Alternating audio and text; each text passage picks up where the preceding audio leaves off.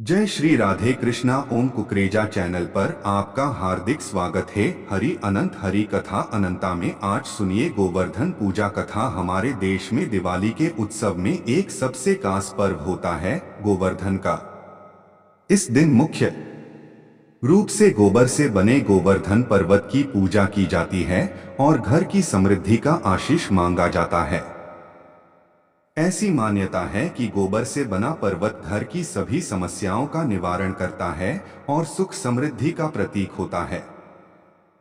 यह पर्व आमतौर पर दिवाली के अगले दिन यानी कि कार्तिक महीने के शुक्ल पक्ष की प्रतिपदा को मनाया जाता है।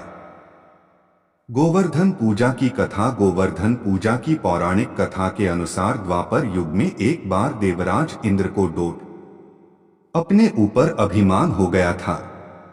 इंद्र का अभिमान चूर करने के लिए भगवान श्री कृष्ण ने एक अद्भुत लीला रची। श्री कृष्ण में देखा कि एक दिन सभी ब्रजवासी उत्तम पकवान बना रहे थे और किसी पूजा की तैयारी में व्यस्त थे। इसे देखते हुए कृष्ण जी ने माता यशोदा से पूछा कि यह किस बात की तैयारी हो रही है। कृष्ण की बातें सुनकर यशोदा माता ने बताया कि इंद्रदेव की सभी ग्रामवासी पूजा करते हैं जिससे गांव में ठीक से वर्षा होती रहे और कभी भी फसल खराब न हो और अन्न धन बना रहे। उस समय लोग इंद्रदेव को प्रसन्न करने के लिए अन्नकूट का महत्व चढ़ाते थे। यशोदा मैया ने कृष्ण जी को यह भी बताया कि इंद्रदेव की कृपा से ही अन्न की पैदावार होती है और उनसे गायों को चारा मिलता है। इस बात पर श्री कृष्ण ने कहा कि फिर इंद्रदेव की जगह गोवर्धन पर्वत की पूजा होनी चाहिए क्योंकि गायों को चारा वहीं से मिलता है। इंद्रदेव तो कभी प्रसन्न नहीं होते हैं और न ही दर्शन देते हैं।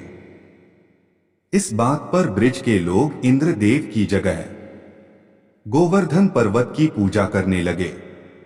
यह देखकर इंद्रदेव क्रोधित हुए और उन्होंने मूसलाधार वर्षा शुरू कर दी।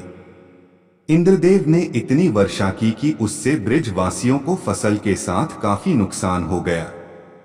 ब्रजवासियों को परेशानी में देखकर श्री कृष्ण ने अपनी कनिष्ठा उंगली पर पूरा गोवर्धन पर्वत उठा लिया और सभी ब्रजवासियों को अपने गाय और बछड़े समेत पर्वत के नीचे शरण लेने के लिए कहा। इस बात पर इंद्र कृष्ण की यह लीला देखकर और क्रोधित हो गए और उन्होंने वर्षा की गति को और ज्यादा तीव्र कर दिया।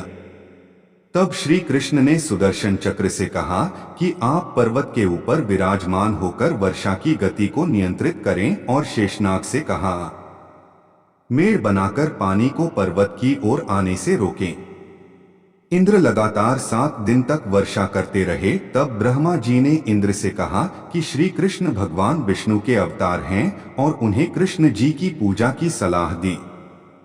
ब्रह्मा जी की बात सुनकर इंद्र ने श्री कृष्ण से क्षमा मांगी और उनकी पूजा करके अन्नकूट का 56 तरह का भोग लगाया। तभी से गोवर्धन पर्वत पूजा की जाने लगी और श्री कृष्ण को प्रसाद में 56 भोग चढ़ाया जाने लगा। गोवर्धन पर्वत गोबर का क्यों बनाया जाता है? ऐसी मान्यता है कि श्री कृष्ण को गायों से अत्यंत प्रेम था और वो गायों तथा बछड़ों की सेवा किया करते थे।